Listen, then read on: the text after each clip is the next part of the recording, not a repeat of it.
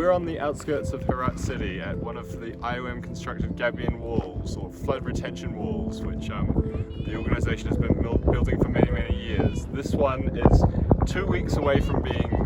finalised and for the reinforcements to all be finished. The wall itself will protect over 2,000 households on the other side of the wall and encourage livelihoods and the ability for businesses to run as per normal. از زمانی که سنگکاری ها و دیوارهای استنادی را که مؤسسات همکار با ما همکاری کردن